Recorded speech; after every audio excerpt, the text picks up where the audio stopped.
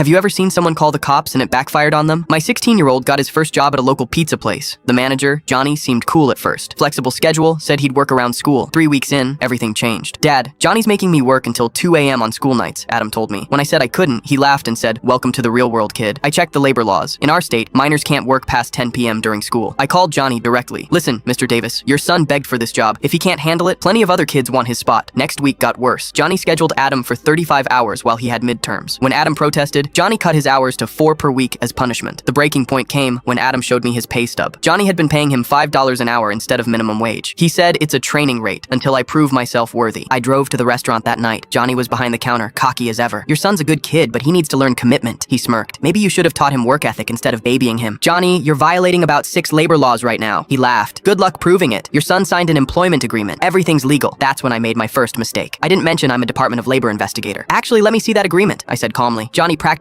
threw the paper at me. Standard employment contract, except for one problem. He'd whited out the wage section and written in 5-hour training wage. Forgery, federal crime. "Johnny, this document's been altered. That's illegal." His face changed. "You threatening me? Get out of my restaurant before I call the cops." "Go ahead." 20 minutes later, Officer Park arrived. Johnny rushed over, all confidence. "Officer, this man is harassing me and threatening my business. I want him trespassed." Officer Park looked at me, then at Johnny. "Sir, what exactly did he threaten?" "He said what I'm doing is illegal and demanded to see private documents." Park nodded slowly. "What kind of documents?" Johnny handed over Adam's employment contract, proud as could be. "See? Everything's legitimate. This guy's just mad his son has to work for his money." Officer Park studied the paper. Even he could see the whiteout and handwritten changes. "Sir, did you alter this document after it was signed?" "I just clarified the wage structure." "Ma'am," Park turned to me, "what's your son's age?" 16. "And what time does he typically work until?" Before I could answer, Johnny interrupted. "Sometimes 2 a.m. on weekends. Kids gotta learn responsibility." Officer Park's expression shifted. "Sir, that's a violation of state labor law, and this contract appears to be forged." Johnny's confidence evaporated. "Wait, what? No, this is all a misunderstanding." That's when I decided to introduce myself properly. "Officer Park, I'm Senior Investigator Davis with the Department of Labor. I've been documenting violations at this establishment for the past week." Johnny's face went white. "You're what?" 6 other employees came forward once the investigation opened. Johnny had been stealing tips, forging time cards, and threatening anyone who complained. He got 18 months for wage theft and document fraud. The restaurant was fined $50,000 and forced to pay back wages to every employee. The best part? During Johnny's sentencing, the judge asked if he had anything to say. Johnny actually blamed me for entrapping him by not revealing I was a labor investigator sooner. The judge wasn't impressed. "Sir, you committed these crimes because you thought you could get away with it, not because you didn't know better." Johnny's lawyer tried arguing that calling the police proved his innocence. The prosecutor just smiled and said, "Your Honor, the defendant literally handed forged documents to law enforcement while confessing to labor violations. This might be the clearest case of self-incrimination I've ever seen." Adam found a new job at a place that actually follows the law. Johnny calls the cops on customers who complain about slow service now. Old habits die hard.